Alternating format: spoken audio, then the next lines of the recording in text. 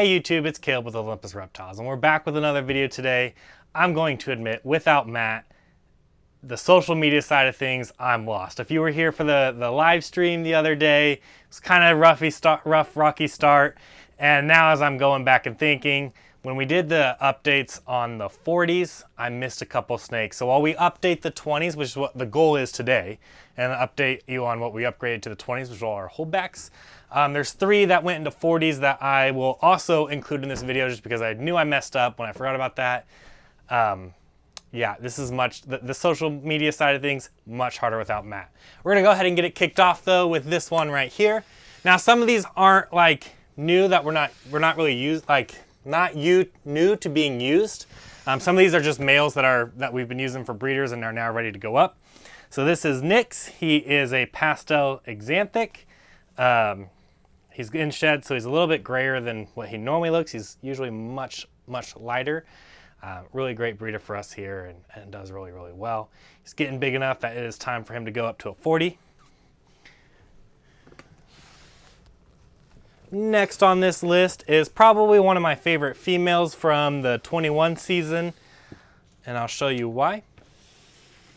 She has some water, so she's a little wet. This is a banana mahogany. So by itself, genetic-wise, it's really cool because we're looking for that banana suma eventually. But you can tell on its face in certain spots, it's got some really nice paradoxing on that. And you know us here, we love some paradoxing. There's a little bit on its tail too. So good sized female too. She's growing like a weed.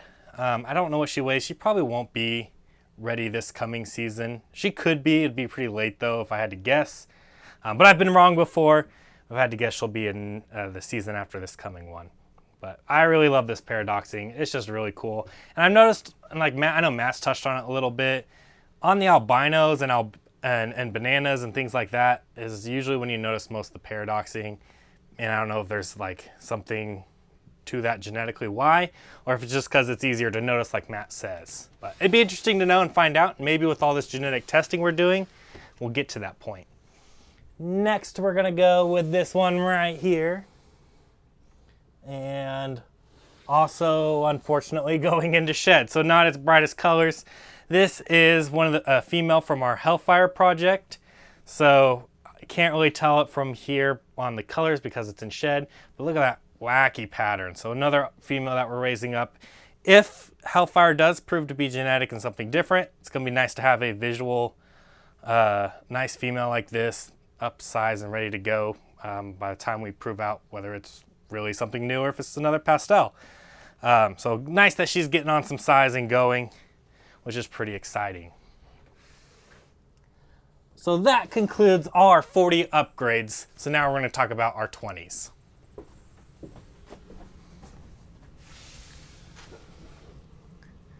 And right off the bat, we have a really nice looking one here. Let me make sure I get all the genetics right. Yep. So this one is stunning. Look at that color. That is some amazing yellow. So this is Super Inchy Lesser Fire. So this is a male that we bought from JoJo at Wolf House Exotics. This is a really nice looking male. Look at that color. Really awesome because one, I think it looks phenomenal with the colors. I mean, that's just, I love that. You got some white coming up on the sides too.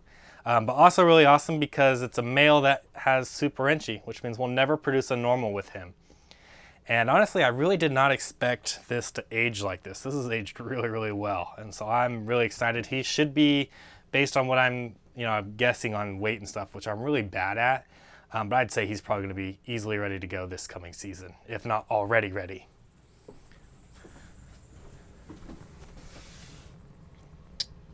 And there.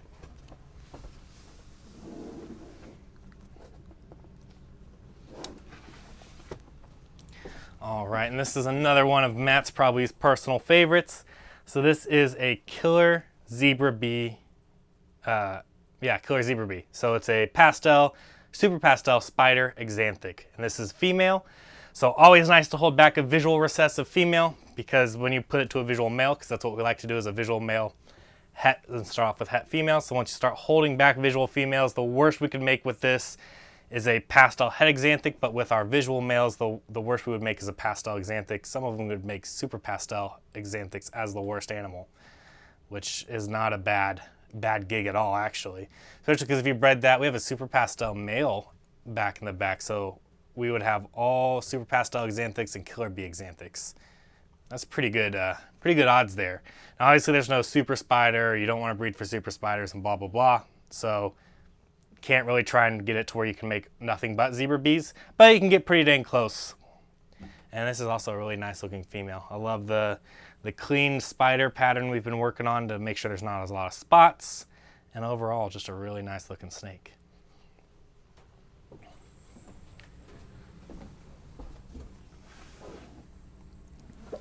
Alrighty. Now, I know I said we try to work with visual males, but sometimes that doesn't always work out the way you like, or just to further the project, you need het males. So this is a pastel calico het xanthic male, which is really, really awesome because that would actually go really, really nice with that female I just pulled out, because then the worst we can make is a pastel het xanthic, but you could really make something like a super pastel spider calico xanthic, which would, I don't know, that'd be a mind-blowing looking animal. But you can see the calicos in there. It's a really nice expression of a calico pastel. And then you get the het xanthic in there, and that's just really a bonus right there. So as you can see, xanthic is what we're really working towards, and so adding things, new things in like calico is going to be kind of the next goal.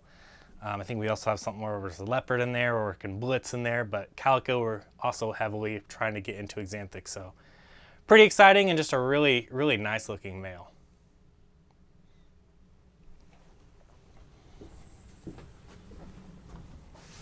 And up next we have, this one's always kind of grumpy, but another one of my favorites from, this is from 22.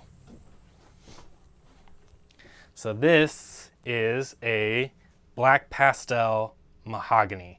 So again, working that suma, we're trying to get things to really darken it. So black pastel, sumas we're hoping is as dark as abyss, just trying to keep layering to make a solid, stable black snake. You know, because super cineas and super black pastels, in my opinion, and our opinion here, is not a viable option. So we're trying to layer in dark genes to make it a viable option with sumas instead. So pretty nice looking snake too. The cool thing is when these guys are born, you know, this aged really well, but when these guys are born, they are almost like jet black with like a really, really vibrant orange color to them. And as they got older, they kind of brown a little bit, but just an amazing looking snake. That is just a solid dark head. That's pretty awesome. So move on to the next one.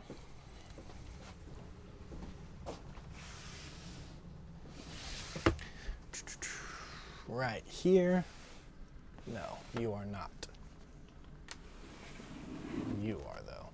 And this is a male that I am super excited for. This one will be ready this coming season and start plugging in and to further this project. So this is a sentinel female, or male, sorry. So sentinel is a recessive gene that we just bought into recently at the, was it the Lincoln, Nebraska show? No, Kansas City show. We got that at the Kansas City show. So a really nice male. I love sentinel. It's probably one of my favorite genes we're working here.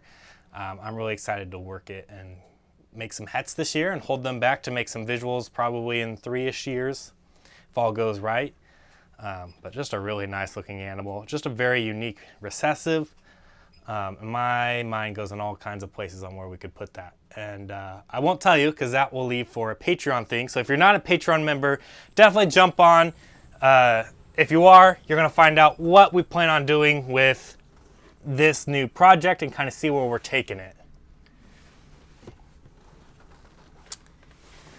We got another male. So a lot of males. We're pretty male heavy on this update, but that's okay because that means we're, again, furthering our collection where we need it to go.